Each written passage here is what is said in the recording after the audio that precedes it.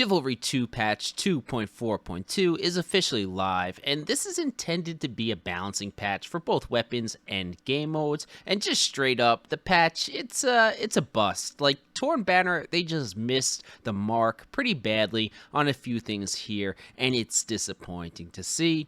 Before we dive into the patch notes, I just want to rant for a second on how much I hate our society's current obsession with data and analytics. Everything you do, even at my job, has to be data-driven, but data can be skewed or manipulated to see certain results, and data used without context or perspective can lead to some pretty shit decisions. I don't know who else here are football fans, but the NFL draft is coming up, and every single year you see a few teams draft workout warriors, guys who ran super fast times, lifted heavy weights. Their data said they should be great, and then they just completely suck. Torn Banner made this patch on data without watching any game tape, and I'll come back to this point, but let's get into the patch notes. Like and subscribe for honest opinions on the game that get me blacklisted from the Torn Banner Partner Program.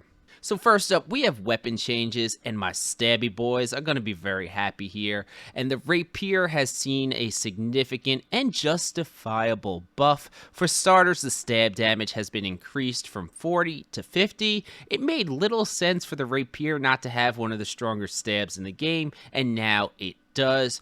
Other Rapier adjustments are slight increases to combo time, which will make this weapon a gambler's dream. I expect to see the Rapier, which is difficult to read already, gain some more traction amongst the crowd who likes to 1v1. Now, some of the most frustrating weapons in the game to fight, the short sword and the sword, have both received damage nerfs of 5 to their stabs, while another annoying weapon, the one-handed spear, has been slightly slowed down, while the overhead received a massive damage nerf down to 30, making the one-handed spear even more of a one-trick weapon. Just watch out for those tricky special attacks. Now, 3 of the most popular and strongest weapons, the longsword, messer, and Dane axe, all received very mild nerfs to stabs for the messer and longsword, and combos for the Dane axe. I anticipate these changes having virtually no effect on the popularity or in-game effectiveness of any of these weapons.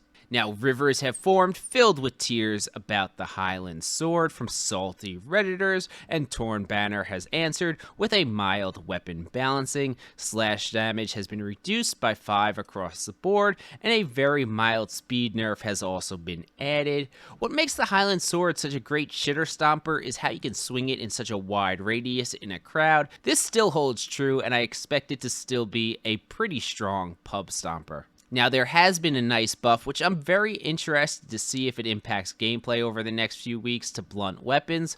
Blunt weapons are a bit more niche in Team Objective because they don't swing through targets, so if you 1vx a lot like myself, they're not always ideal. They will now deal 25% bonus stamina damage to all enemies. I like this change a lot as it further buffs blunt type weapons and will reward players who counter attacks to maintain stamina. I can see a lot of hold to block players winding up empty handed over the coming days. Now, if you're of the opinion like us here at the Angels that archery is for betas and cucks, rejoice, as archery has seen a nerf. Arrows now deal less damage to players who block them while shieldless and will no longer flinch your block when you're shot while fighting. Movement or strafing speed of archers has also been reduced. Now, this next part coming up right here is where the patch has turned into a complete failure. Chivalry 2 has a problem with players team swapping to attack, team stacking, and defense just in general. It's a less enjoyable experience. So, of course, Torn Banner responds by buffing the attacking team further. You can't make this shit up, gentlemen. It's almost laughable at this point, but the Masons have received a buff attacking the slaughter of Coxwell. Yes, the map where the defenders rarely win the last stage, and usually tomfoolery with hiding and camouflage needs to happen for the defense to grab a dub. Well, we are now going to make the peasants need to survive for an extra minute. And what's so funny about this is my points earlier about data and context come to life here. Torn Banner used data from 40-player servers where it's very difficult for attack to win to balance the 64-player servers. This is exactly what I mean when I talk about using data without context. Complete and total fail. To add to this team swapping meta, they also made Darkforest harder to defend by adding an extra minute for the Duke to survive. And one of my biggest gripes with why defending Darkforest is miserable is you spawn in waves that get to run at a cart of the entire enemy team, and you get smacked for the first few points. And they made spawning on defense longer, ensuring the trickle effect is at maximum to ensure even the shittiest attacking teams can grab victory. Personally, I would like to play Chivalry, not sit at a spawning screen. Let me know what you guys think of the patch. I'm pretty disappointed, and I'll probably be doing a bit more free-for-all until it's adjusted. Subscribe to the channel, follow on Twitch, champ out.